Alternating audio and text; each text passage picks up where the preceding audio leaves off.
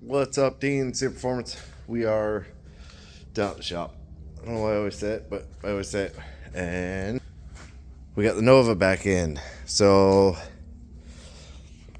we finished up the Nova last time. Had a little bit of a misfire. Then he had a little bit of an issue with the ignition. And that was, I think I showed all of this, but the distributor cap has no button in it. So that was messed up. Carburetor was junk. We got the carburetor on. Carburetor works good, runs good. I also converted the car to a cable style throttle, which is a pedal assembly. I don't know. Oh, right there. Those two bolts and that little piece. There's a C-clip right down in there somewhere. Yep. Right there on the end of the rod. And that rod is your gas pedal. So it's a whole new gas pedal. Well, I don't want to open the door, or maybe I can. Hold on. Yeah. So it's a brand new gas pedal rod that goes through the factory hole. And then I had to kind of bend it up, and I used an existing hole. And then I found that cable there, which is a nicer cable than like the steel braided. This is like a black rubber kind of coated cable. I really like it. So I made nice loops because it's a short distance from the firewall to here. So I don't want I don't want the cable to get a kink in it or anything like that. So I made a nice loop in it. It works good. And I went to drive the car, and it just smelled of burning transmission fluid. So I came back to the shop and kind of had originally thought, now I already got the transmission out. This is the transmission that was in it. It's a TH350. I had originally thought that the seal, it was like those cheap chrome dipstick. You can see the O-ring is basically annihilated. So I thought, okay, that's what the leak is. So I ordered a nice locking dipstick with the updated style grommet seal. Got that in, took it for a ride, and transmission fluid. I could not figure out for the life of me. Then I thought it was the little electrical thing. I can't remember what that is called on the TH350. So I got that out, plugged that port, took it for a ride, and it was absolutely puking fluid. Like, there's streams going of the fluid. So this is the vent, and it was pointed like kind of over, and it was spraying it everywhere. So I just, yeah, it was kind of pointed like that. You can kind of see right here the big splash.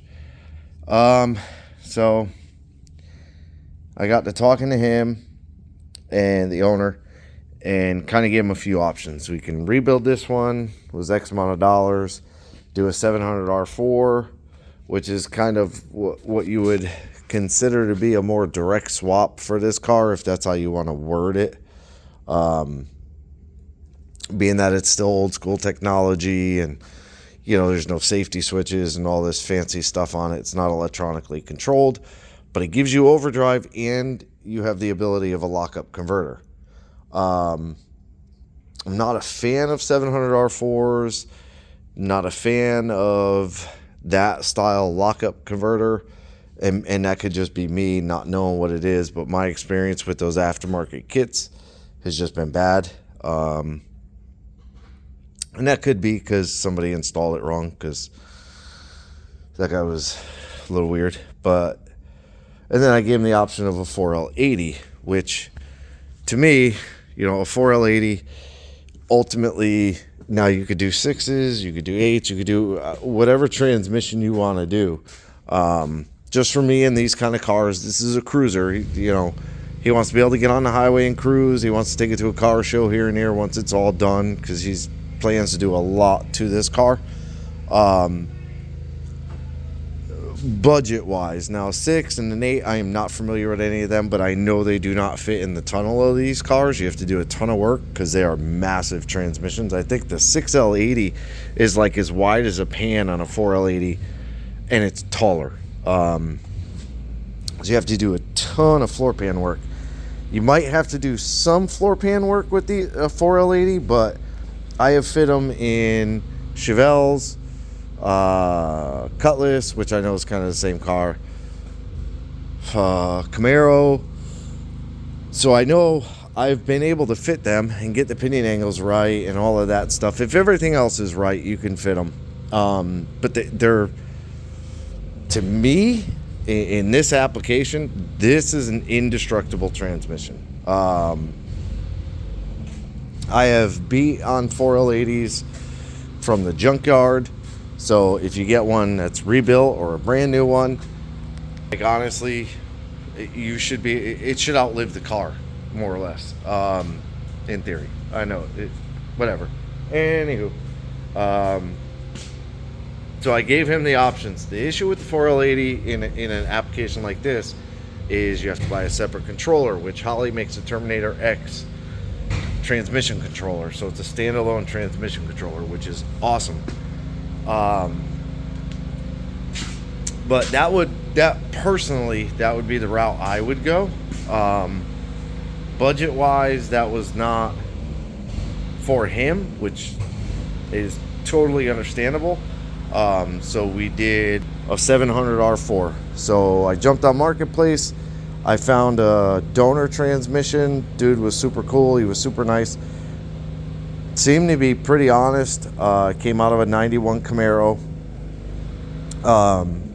And I bought it as a core, knowing that we were going to go and get it rebuilt. I wasn't looking for this better be like new. So I brought it up to Central Florida Transmission and Repair. Jim had his guy, Tony, go through it, rebuild it, update it. I have to get with him on the lockup stuff because there's something different with the lockup stuff. I don't know what that is. I'm not very familiar with internal lockup. But this TV cable, like this is your normal kick down cable on a Turbo 350, 700 R4 would be a TV cable. This is your normal TV cable. Like very thin, I don't know, 1/4 inch, whatever. Bro, that cable's here, but this thing is some kind of monster cable that goes into the transmission. So I'm not sure. Like this is a compression fitting, I guess. So maybe they just take the old sheath and stick it in here and do a compression fitting. Gives you some adjustability here. Keeps your factory adjuster.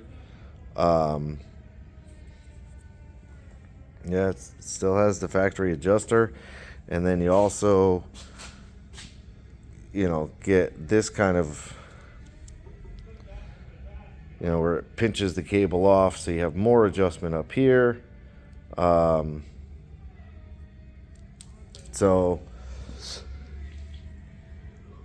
then he did pretty sure it's like a 26 to 2800 stall.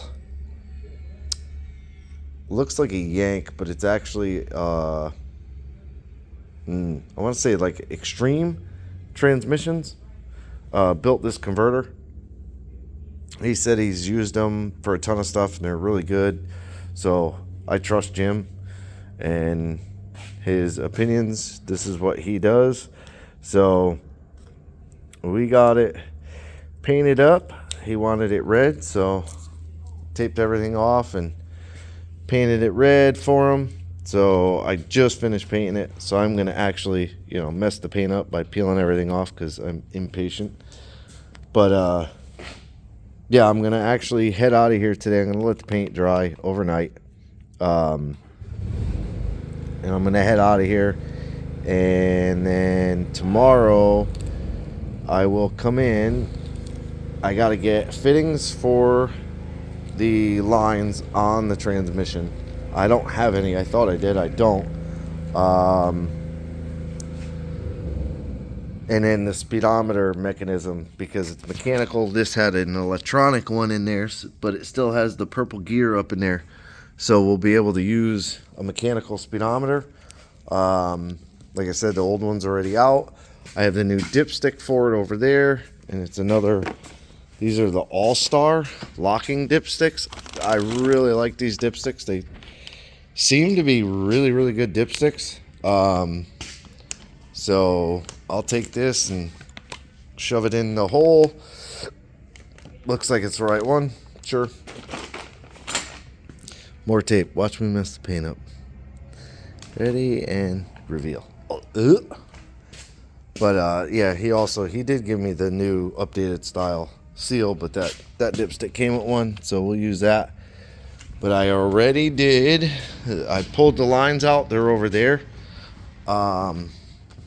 Not that I'm not a fan of hard lines, but I just didn't know. These are stainless, and stainless is really hard to flare. So I was almost concerned that maybe he double flared them. Whoever did these has a good tool. I'll give him that. There's no cracks or nothing in it. But I just don't like the hard line being routed next to the header and stuff like that.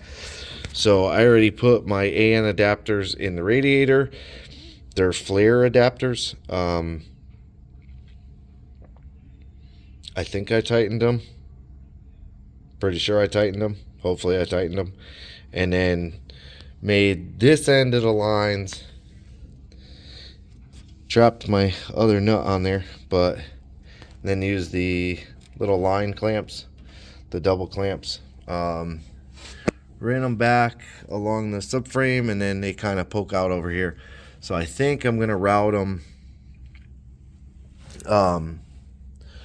probably outside the headers and up on the frame rail, and then over to the transmission and do like straight fittings off the transmitter, or do 245s. I have 245s out, 245s to kind of get them pointing up to the floorboard.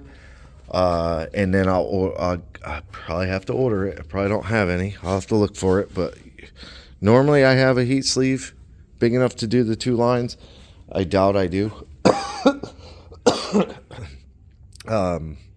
So I got to order the fittings for the side and some heat sleeve. I should have everything else. Yeah, and my goal will be tomorrow. It's not a big goal because it's pretty easy. It took me 20 minutes to get this out. Should take me about maybe 45 minutes to get that in. I think I am going to have to, I know I probably will have to move the cross member back some. I don't know though. I don't know. Yeah, I'm not sure, but I'll probably have to move the cross member back. Might not even be able to use that cross member though, because I don't know. Yeah, see, I don't know. We'll see. Yeah, so I'm gonna let this dry overnight, and then I'll throw it up in the car, get it all bolted in, get the converter bolted in. Dipstick will be in it, and then once I get all the fittings and everything, I could finish that up. Waiting on the mechanical speedometer, which it's ordered. I think it said like the 14th, which that's crazy to me. But we'll see. So for the Nova, progress moving forward. Hopefully after this we can get him driving it and enjoying it. And then maybe he'll come back and do an LS. Wink, wink. But appreciate you watching. Like, subscribe, hit the bell. Have a good day.